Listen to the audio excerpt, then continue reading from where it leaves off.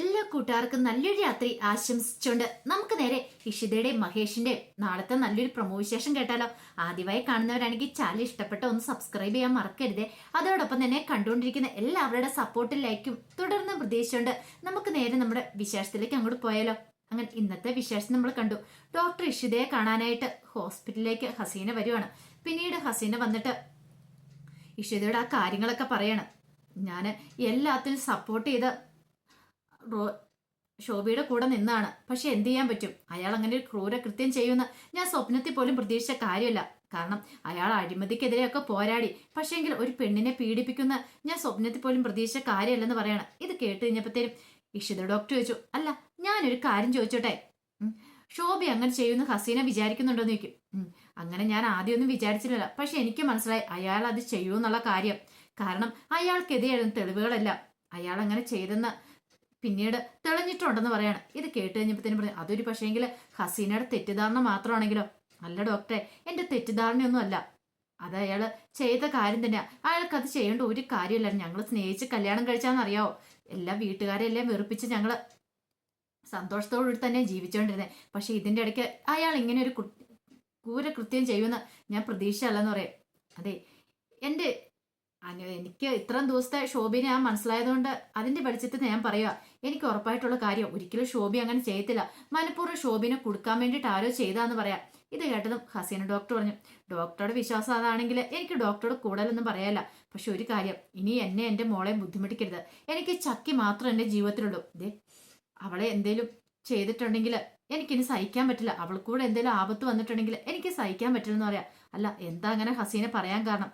അല്ല അറിയാലോ, ശോഭി അന്ന് കുറെ പ്രശ്നങ്ങളൊക്കെ ഉണ്ടാക്കിയിട്ടുണ്ടായിരുന്നു. പ്രശ്നങ്ങൾ എന്ന് പറഞ്ഞാൽ അഴിമതിക്കെതിരെ പോരാടി, അതുകൊണ്ട് കുറെ ശത്രുക്കളെ വരുത്തി വെച്ചിട്ടുണ്ട്. അപ്പൊ ശോഭി വീണ്ടും മോളെ കാണാനായിട്ട് വന്നിട്ടുണ്ടെങ്കിൽ ഇനിയിപ്പം ജയിൽ മോചിതനായി കഴിയുമ്പം മോളുമായിട്ട് അടുത്ത് കഴിഞ്ഞിട്ടുണ്ടെങ്കിൽ എന്റെ മോളുടെ ജീവനും അത് ആപത്താണ്. അതുകൊണ്ടാണ് ഞാൻ പറഞ്ഞത്, എന്നെ എന്റെ മോളെ ഇനിയെങ്കിലും ജീവിക്കാൻ അനുവദിക്കണം.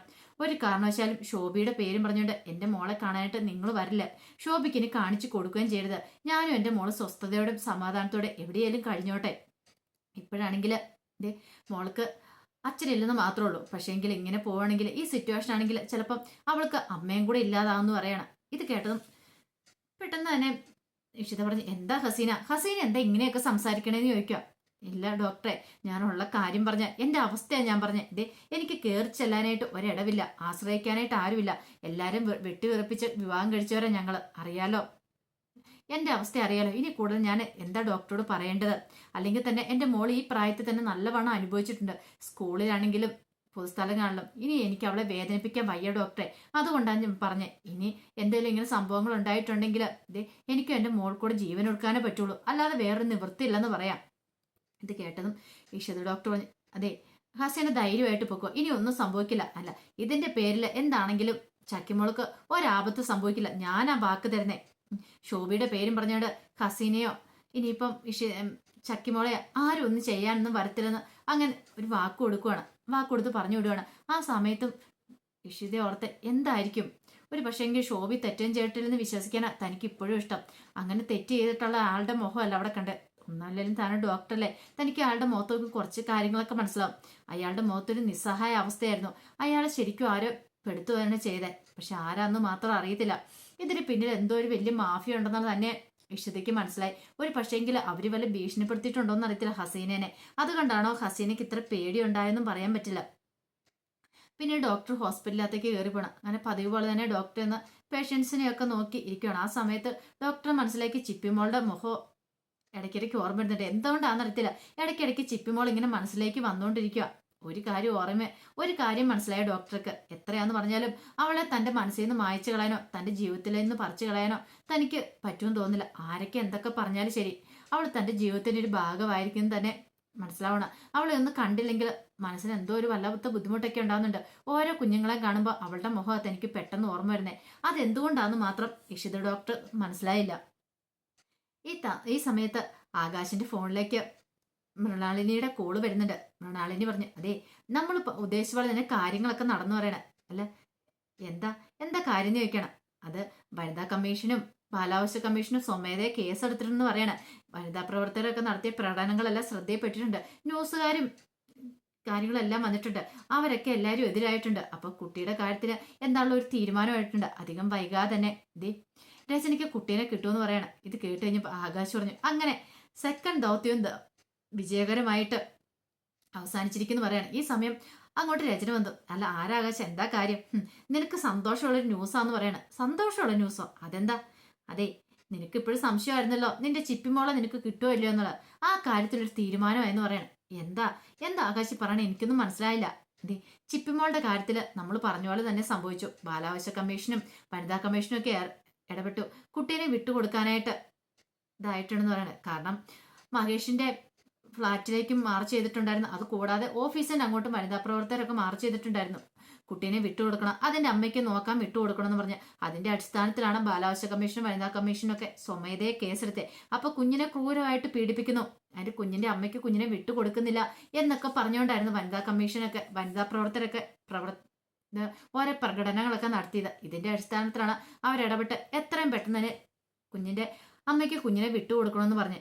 ഇത് കേട്ടുകഴിഞ്ഞപ്പോൾ രചനയ്ക്ക് എന്തെന്നില്ലാത്ത സന്തോഷം. രചന പറഞ്ഞു താങ്ക് യു ആകാശ് എന്ന് പറഞ്ഞിട്ട് ആകാശിനെ പോയി കെട്ടിപ്പിടിക്കണം. പിന്നീട് ആകാശ് പറഞ്ഞു, അങ്ങനെ നമ്മുടെ ദൗത്യമൊക്കെ പൂർണ്ണമായി. പക്ഷെ ഒരു കാര്യമുണ്ട്, അറിയാലോ, കുഞ്ഞിനെ കിട്ടിയതുകൊണ്ട് പൂർണ്ണമായില്ല. എത്രയും പെട്ടെന്ന് തന്നെ നീ അവിടുന്ന് ഡിവോഴ്സ് വാങ്ങണം. എങ്കിൽ മാത്രമേ കുഞ്ഞിന്റെ അച്ഛനാവാനായിട്ട് എനിക്ക് പറ്റത്തുള്ളൂ. ഇത് അവന് കിട്ടുന്ന ഏറ്റവും വലിയ അടിയായിരിക്കും. ഇത്രയും കാലത്തിന് ശേഷം അവന് ഇതുപോലത്തെ ഒരു അടി കിട്ടിയിട്ടുണ്ടായിരിക്കില്ലെന്ന് പറയണം. മുമ്പേ കൊടുത്ത അടിയേക്കാളും നല്ല ആഴത്തിലുള്ള ഒരു പ്രഹരം അവന് ഈ തവണ കിട്ടിയിരിക്കുന്നു പറയണം.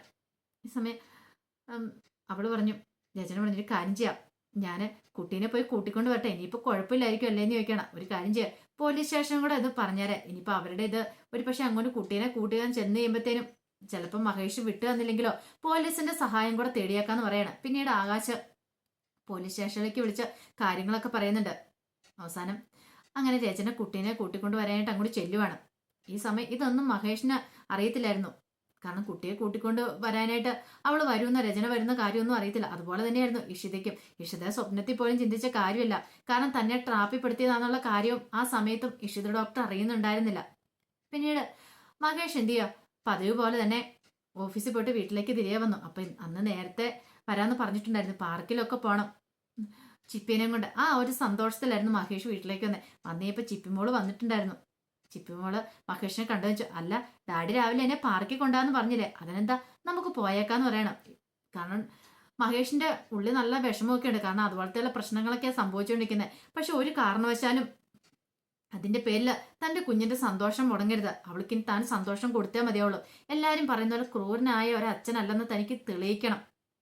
കാരണം താൻ തന്റെ മോളെ എത്രമാത്രം സ്നേഹിക്കുന്നുണ്ടെന്ന് അറിയണം. കാരണം ഇനിയും തന്റെ മനസ്സുള്ള ആ സ്നേഹം പിടിച്ചു വെച്ചിട്ട് കാര്യമില്ല. അവൾക്ക് കൊടുക്കാനുള്ള സ്നേഹം അവൾക്ക് കൊടുക്കണം. അത് മാത്രമായിരുന്നു മഹേഷിന്റെ ഉള്ളിലെ ആഗ്രഹം. അങ്ങനെ വന്നു കഴിഞ്ഞിട്ട് സ്വപ്നയിലോട് പറഞ്ഞു, അതെ അമ്മേ പെട്ടെന്ന് റെഡിയാവുക, അതെ ചിപ്പിമോളെ കൊണ്ട് പാർക്കിൽ പോവാന്ന് പറഞ്ഞില്ലേ എന്ന് ചോദിക്കും. ഇത് സമയം രാമൻ ചോദിച്ചു, അല്ല ഞാൻ പറഞ്ഞ മോനെ അച്ഛന് വാ, അച്ഛൻ എന്തിനാ ഇവിടെ ഇരിക്കുന്നത്, നമുക്ക് എല്ലാവർക്കും ഒന്ന് പുറത്തൊക്കെ പോയി അടിച്ചു പൊളിച്ച് പുറത്തുനിന്ന് ഫുഡൊക്കെ കഴിച്ച് തിരികെ വരാന്ന് പറയണം. അതെ ചിപ്പിമോൾക്ക് ഒരു സന്തോഷമാവല്ലോ എന്ന് പറയണം. പെട്ടെന്ന് സ്വപ്നയില് ഞാനൊന്ന് ഒരുങ്ങിയിട്ട് വരട്ടെ എന്ന് പറയണേ. ഈ സമയം എന്ത് ചെയ്യുവാണ്, ചിപ്പി നേരെ അപ്പുറത്തേക്ക് ചെല്ലുവാണ്. കാരണം അവിടെ ആ സമയത്ത് അവിടെ ചെന്നപ്പോൾ ഇഷിതയില്ലായിരുന്നു, അവിടെ പ്രിയാമണി മാത്രമേ ഉണ്ടായിരുന്നുള്ളൂ. പെട്ടെന്ന് ചിപ്പിനെ കണ്ടെന്ന് ചോദിച്ചു, അല്ല എന്താ ചിപ്പിമോൾ എന്താ കാര്യം എന്ന് ചോദിക്കണം. അല്ല ഫ്രണ്ട് ഇല്ലേ എവിടെയെന്ന് ചോദിക്കണം. ഫ്രണ്ട് വന്നില്ലല്ലോ. അല്ല എന്ത് പറ്റി? അതെ ഞങ്ങൾ പുറത്തു പോവാന്ന് പറയാണ്. പുറത്തു പോകണം എന്തിനാ? അതെ ഇന്നിന്റെ ഡാഡി എന്നെ പുറത്തു കൊണ്ടാന്ന് പറഞ്ഞു, അതുകൊണ്ട് പുറത്തു പോവാന്ന് പറയണം. ആണോ? ആഹാ കൊള്ളാലോ, ചിപ്പിമോൾക്ക് ഭയങ്കര സന്തോഷമാണെന്ന് തോന്നല്ലോ. അതെ എനിക്ക് ഭയങ്കര സന്തോഷമാണെന്ന് പറയണം. അതെ ഫ്രണ്ട് വരുമ്പോൾ പറയണം കേട്ടോ, ഞാൻ പുറത്തു പോയെന്ന്, എന്റെ ഡാഡിയുടെ കൂടെ പുറത്തു പോയെന്ന് പറയണം കേട്ടോ എന്ന് പറയണം. ശരിയെന്ന് പറയണം. ചിപ്പിമോളുടെ ആ സന്തോഷം കണ്ടു കഴിഞ്ഞപ്പോൾ പ്രിയാമണിക്ക് സന്തോഷമായി. പാവം കുഞ്ഞ്, ഒന്നും അറിയത്തില്ലാത്തൊരു പിഞ്ചു കുഞ്ഞ്. ഒരു പക്ഷേങ്കിൽ അത് പെറ്റമ്മ ഇല്ലാത്തതുകൊണ്ടായിരിക്കും അത് ഇത്രമാത്രം തൻ്റെ മോളെ സ്നേഹിക്കുന്നത്. പക്ഷെ എന്ത് ചെയ്യാൻ പറ്റും, എത്രയാന്ന് പറഞ്ഞാൽ എന്നാണെങ്കിലും അതിന് സ്വന്തം പെറ്റമ്മേനെ കിട്ടിക്കഴിയുമ്പോൾ അതിന് പോയാലേ മതിയാവുള്ളൂ. എല്ലാ കാലത്തും ഇവൾക്ക് നോക്കാനൊന്നും പറ്റില്ലല്ലോ, ഇഷിതയ്ക്ക് നോക്കാനൊന്നും പറ്റില്ലല്ലോ എന്ന് പ്രിയാമണി ചിന്തിക്കുന്നുണ്ട്. പിന്നീട് മഹേഷും സ്വപ്നവല്ലിയും അവരെല്ലാവരും കൂടെ പാർക്കിലേക്ക് പോയിട്ട് താഴേക്ക് ഇറങ്ങി അങ്ങ് ചെല്ലുവാണ്. അങ്ങനെ ഇറങ്ങി ചെല്ലുന്ന സമയത്താണ് അങ്ങോട്ട് രചന വരുന്നത്. രചനയുടെ വണ്ടി അങ്ങോട്ട് വന്ന് നിൽക്കുകയാണ്. അതിനകത്ത് രചന ഇറങ്ങി അങ്ങോട്ട് വരുവാണ്. രചനയെ കണ്ടത് ഒരു നിമിഷം മഹേഷ് ഒന്ന് നിന്നു. ഈ സമയം സ്വപ്നവല്ലിയുടെ അടുത്തായിരുന്നു ചിപ്പിമോൾ അങ്ങോട്ട് കാറിൽ നിന്ന് അങ്ങോട്ട് ഇറങ്ങാനെങ്കിൽ തുടങ്ങുന്നുണ്ടായിരുന്നുള്ളൂ. അപ്പത്തേനുമാണ് അങ്ങോട്ട് രചന വരുന്നുണ്ട്. പെട്ടെന്ന് മഹേഷിന് എന്ത് ചെയ്യണമെന്ന് അറിയത്തില്ല. ഇവളെന്തിനാ പോലും ഇങ്ങോട്ട് വന്നേ എന്നൊരു ചിന്ത ഉണ്ടാവുന്നുണ്ട്. അങ്ങനെ നേരെ മഹേഷിന്റെ അടുത്തേക്ക് രചന വരുവാണ്. രചന വന്നിട്ട് ഞാന് എന്റെ മോളെ കൊണ്ടുപോകാൻ വന്നെന്ന് പറയും. നിന്റെ മോളോ? ഏത് മോള്? സത്യം പറ, നീ എന്തിനാ ഇങ്ങോട്ട് വന്നേന്ന് ചോദിക്കാം. അതാ ഞാൻ പറഞ്ഞ മഹേഷേ, ഞാൻ എന്റെ മോളെ കൂട്ടിക്കൊണ്ട് വന്നാന്ന് പറയണം. ഓഹോ, നിന്റെ മോളാന്ന് എപ്പോഴാ? ഇപ്പോഴാണ് നീ അറിയണമെന്ന് ചോദിക്കും. ഇത്രയും കാലം നിനക്ക് ഈ മോളില്ലാരും ചോദിക്കും. ദേ മഹേഷേ, പറഞ്ഞോണ്ട് നിൽക്കാൻ സമയമില്ല. ഞാൻ പറയുന്ന കൂടെ അനുസരിച്ചാൽ മതി. എന്റെ മോളെ എനിക്ക് വിട്ടു തരണമെന്ന് പറയും. ഓ അങ്ങനെയാണോ? നിന്റെ മോളെ ഞാൻ വിട്ടു തരണോ അല്ലേ? ദേ ഒരു കാര്യം ഞാൻ പറഞ്ഞേക്കാം. ഒരു കാരണവശാലും ചിപ്പിമോളെ ഞാൻ കൊണ്ടുപോകാൻ സമ്മതിക്കില്ലെന്ന് പറയണം. ആണോ? എന്നാ ഞാൻ ചിപ്പിമോളെ കൊണ്ടേ പോകത്തുള്ളൂ. അറിയാലോ, എന്നോട് വാശി പിടിക്കരുത്. വാശി പിടിച്ചാൽ ഞാൻ കൊണ്ടേ പോകോളൂ. നന്നായിട്ട് മഹേഷിന് അറിയാലോ എന്ന് ചോദിക്കാം. അതെ, നീ വാശി പിടിച്ചാൽ കൊണ്ടേ പോകണമെന്നറിയാം. നിന്റെ വാശിയല്ലേ എന്ന് ഇവിടെയും ജയിച്ചിട്ടുള്ളൂ. പക്ഷെ അതുകൊണ്ട് നീ എന്ത് നേടി? പക്ഷെ എങ്കിൽ എന്തൊക്കെ നീ വേറെ എന്തൊക്കെ നേടിയെന്ന് പറഞ്ഞാലും അതെ, എന്റെ ചിപ്പിമോളെ മാത്രം ഞാൻ വിട്ടു തരത്തില്ല. ചോണ ഉണ്ടെങ്കിൽ നീ ചിപ്പിമോളെ കൊണ്ടുപോകാൻ പറയണം. ഇത് കേട്ട് കഴിഞ്ഞപ്പോ രചന എന്നാ ഞാൻ കാണിച്ചു തരാന്ന് പറഞ്ഞോണ്ട് എന്ത് ചെയ്യുവാണ് രചന പെട്ടെന്ന് മഹേഷിനെ തള്ളി മാറ്റി അങ്ങോട്ട് ചിപ്പിയുടെ അടുത്തേക്ക് ചിപ്പിമോളെ കൂട്ടിക്കൊണ്ട് പോകാനായിട്ട് അങ്ങോട്ട് വരുവാണ്. പെട്ടെന്ന് എന്ത് ചെയ്യുക, മഹേഷ് പിടിച്ച് അവളെ പിടിച്ചൊരു തള്ളം അങ്ങോട്ട് തള്ളുവാണ്. ആ സമയത്താണ് ഒരു പോലീസ് ജീപ്പ് അങ്ങോട്ട് വരുന്നത്. പോലീസ് ജീപ്പ് അങ്ങോട്ട് വന്ന് നിന്നത് രചന പോലീസ് ജീപ്പിന്റെ മുകളിലേക്ക് പോയി ഇങ്ങനെ വീഴുവാണ്. പെട്ടെന്ന് പോലീസ് ജീപ്പ് ഒന്ന് സഡൻ ബ്രേക്ക് ഇട്ട് നിന്നു. പക്ഷെ രചന അതിന്റെ സൈഡിലേക്ക് ബോൺടയിലേക്ക് അങ്ങോട്ട് പോയി വീഴുവാണ്. ഈ സമയം പോലീസുകാരനകത്ത് ചാടി ഇറങ്ങി അങ്ങോട്ട്. മഹേഷ് അത് ഒട്ടും പ്രതീക്ഷിച്ച കാര്യമല്ലായിരുന്നു. ആ സമയത്താണ് ഇഷിത ഡോക്ടർ അങ്ങോട്ട് വരുന്നത്. ഡ്യൂട്ടി കഴിഞ്ഞ് വരുന്ന വഴിയാണ്. അപ്പൊ ഇഷിത ഡോക്ടർ വരുമ്പോൾ ഈ കാഴ്ചകളൊക്കെ കണ്ടുകൊണ്ടാണ് ഇങ്ങോട്ട് ഇറങ്ങി വരുന്നത്. പെട്ടെന്ന് SI രഘുലാല് വണ്ടിക്കാൻ ചാടി ഇറങ്ങുക. മഹേഷ് എത്താൻ എന്ത് പണിയാ കാണിച്ചെന്ന് ചോദിക്കുകയാണ്. അല്ല അത് പിന്നെ സാറേ ഞാൻ അതെ, ഇവരെന്തിനാ നിങ്ങൾ പിടിച്ച് തല്ലിയത്? ഇവരുടെ മോളെ കൂട്ടിക്കൊണ്ട് പോകാനായിട്ടാ വന്നേ. ഇവര് പോലീസിന്റെ സഹായം തേടിട്ടുണ്ടായിരുന്നു. അതെ, വനിതാ കമ്മീഷന്റെ ബാലാവകാശ കമ്മീഷന്റെ ഓർഡർ ഉണ്ട്. കുട്ടിയുടെ അമ്മയ്ക്ക് വിട്ടു കൊടുക്കണം എന്നുള്ള. ഇത് കേട്ട് കഴിഞ്ഞപ്പോഴത്തേനും മഹേശ്വരൻ ഞെട്ടണ്ടേ. സാർ എന്താ പറയണേ? അതെ, അവൾ എന്റെ മോളെ. ഇത്രയും കാലം ഞാൻ അവളെ വളർത്തിയെന്ന് പറയാം. ഇനി അതിനെക്കുറിച്ചൊന്നും പറഞ്ഞിട്ട് കാര്യമില്ല. ദേ ബാലാവകാശ കമ്മീഷന് വനിതാ കമ്മീഷന്റെ ഓർഡറാ. ഞങ്ങൾക്കത് അനുസരിച്ചല്ലേ മതിയാവുള്ളൂ. ദേ കുട്ടീനെ വിട്ടുകൊടുക്കാൻ പറയാണ്. ഇത് കേട്ടതും മഹേഷിന് വല്ലാത്തൊരു വീർപ്പൊട്ട്. മഹേഷിന് ഇല്ല, ഞാൻ വിട്ടുകൊടുക്കത്തില്ലെന്ന് പറയാം. ഇത് കേട്ട് കഴിഞ്ഞപ്പോഴത്തേനും SI പറഞ്ഞു, അതെ ബലമായിട്ട് ഞങ്ങൾക്ക് കുട്ടിയെ വിട്ടുകൊടുക്കുക, ഞങ്ങൾക്ക് കുട്ടിയെ കൂട്ടിക്കൊണ്ട് പോകേണ്ടതായിട്ട് വരുമെന്ന് പറയാണ്. ഇത് കേട്ടോണ്ട് എന്താ സ്വപ്നവല്ലിയുടെ നെഞ്ചുരി എന്ത് ചെയ്യണമെന്ന് അറിയത്തില്ല. പെട്ടെന്ന് ചിപ്പിമോള് ചോദിച്ചു, അല്ലച്ചമ്മ എന്താ പ്രശ്നം? ഡാഡി എന്തിനാ നിൽക്കുന്നത്? എന്നെ ആർക്ക് വിട്ടുകൊടുക്കുന്ന കാര്യം പറയണമെന്ന് ചോദിക്കുകയാണ്. ഇതോടെ കേട്ട് കഴിഞ്ഞപ്പോഴത്തേനും സ്വപ്നവല്ലിക്ക് വല്ലാത്ത സങ്കടം വന്നു. പെട്ടെന്ന് രചന അങ്ങോട്ട് വരുവാണ്. രചന അങ്ങ് വന്നിട്ട് അവളുടെ കയ്യിലങ്ങ് പിടിച്ച് ചിപ്പിമോടെ വരാൻ പറഞ്ഞ് കയ്യിലേക്ക് പിടിക്കുകയാണ്. വേണ്ട, എന്നെ വിട്. ദേ ഡാഡി എന്നെ വിളിച്ചോണ്ട് പോന്നു.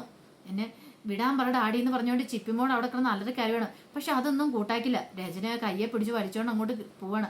ഈ സമയം മഹേഷിന് എന്ത് ചെയ്യണമെന്ന് അറിയത്തില്ല. കാരണം ഓർഡറാണ്. അപ്പൊ ഓർഡർ അനുസരിച്ചല്ലേ പറ്റുള്ളൂ. അങ്ങനെ അവിടെ അങ്ങ് കൂട്ടിക്കൊണ്ട് പോയി കഴിഞ്ഞപ്പോൾ ആകെപ്പാടെ തകർന്ന് തരിപ്പണമായിട്ട് സ്വപ്നവല്ലിയൊക്കെ പൊട്ടിക്കരയാണ് അവിടെ നിന്നിട്ട്. ഈ സമയം ഇഷിതയ്ക്ക് എന്ത് ചെയ്യണമെന്ന് അറിയത്തില്ല. ഇഷിതയുടെ അടുത്തേക്ക് മഹേഷ് വന്നു. മഹേഷ് പറഞ്ഞു, ഇപ്പൊ നിനക്ക് സമാധാനമല്ലോ? ആ പോകുന്നുണ്ടല്ലോ എന്റെ ആത്മാവാണ്. എന്റെ ആത്മാവിനെ പറിച്ചെടുത്തോണ്ട് അവള് പോകുന്നേ.